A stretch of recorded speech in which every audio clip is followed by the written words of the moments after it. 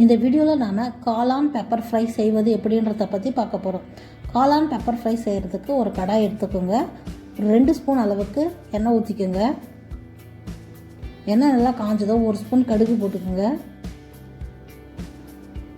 கடுகு நல்லா பொரிஞ்சு வரட்டும்.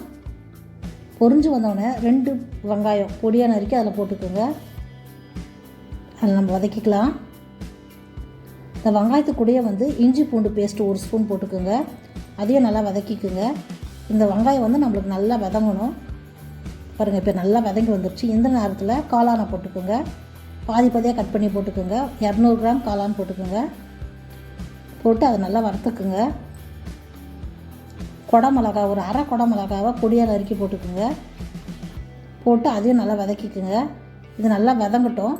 அதுக்குள்ளே நம்ம அதுக்கு தேவையான பவுட்ரு நம்ம ரெடி பண்ணிக்கலாம். மிளகு பவுட்ரு 1 ஸ்பூன், அதுக்கு 1 ஸ்பூன் மிளகு போட்டுக்கோங்க. 1 ஸ்பூன் சீரகம் போட்டுக்கோங்க. 1 ஸ்பூன் சோம்பு போட்டுக்கோங்க மிக்ஸி ஜாரில். அதை போட்டு நம்ம ஜாரில் வச்சு அரைச்சி எடுத்துக்கலாம். அரைச்சி எடுத்துட்டேன். இது மாதிரி எடுத்து வச்சுக்கோங்க. இப்போ அது பாருங்கள் நல்லா வதங்கியிருக்குது. அது கூட இந்த பவுடரையும் போட்டுக்கோங்க. போட்டு நல்லா வதக்குங்க. இது நல்லா வதங்கணும். இந்த காளான் பாருங்கள் நல்லா வதங்கிடுச்சு. இப்போது 2 டம்ளர் அளவுக்கு தண்ணி ஊற்றிக்குங்க. தண்ணி கொஞ்சம் கம்மியாக ஊற்றிக்குங்க, ஏன்னா காளான்லேயே தண்ணி இருக்கும். தேவையான அளவு உப்பு போட்டுக்குங்க. அதை நல்லா வதக்கிக்குங்க. அந்த தண்ணி நம்மளுக்கு நல்லா சுண்டி வரணும், அந்த அளவுக்கு வதக்கிக்குங்க. இப்போ பாருங்கள் நல்லா தண்ணி சுண்டி வந்துடுச்சு.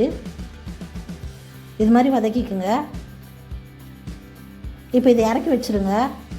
இப்போ ஒரு பேன் எடுத்துக்கோங்க. அதில் 1 ஸ்பூன் அளவுக்கு நெய் ஊற்றிக்குங்க. கடுகு 1 ஸ்பூன் போட்டுக்கோங்க. ஒரே ஒரு பச்சை மிளகா கீரி போட்டுக்கோங்க. 2 காஞ்ச மிளகா போட்டுக்கோங்க. நல்லா வதக்கிக்குங்க. அதை கொஞ்சமாக கருவேப்பிலை போட்டுக்கோங்க. கருவேப்பிலை நல்லா வதங்கின உடனே நம்ம ஸ்டவ் ஆஃப் பண்ணிடலாம். அதை எடுத்து அதில் ஊற்றிக்கோங்க. நம்ம இதை எடுத்து ஒரு தட்டில் வச்சுக்கலாம். காளான் பெப்பர் ஃப்ரை ரெடி ஆகிடுச்சு. இந்த வீடியோ பிடிச்சிருந்தா லைக் பண்ணுங்கள், ஷேர் பண்ணுங்கள், சப்ஸ்கிரைப் பண்ணுங்கள். மறக்காமல் பெல் ஐக்கானை கிளிக் பண்ணுங்கள்.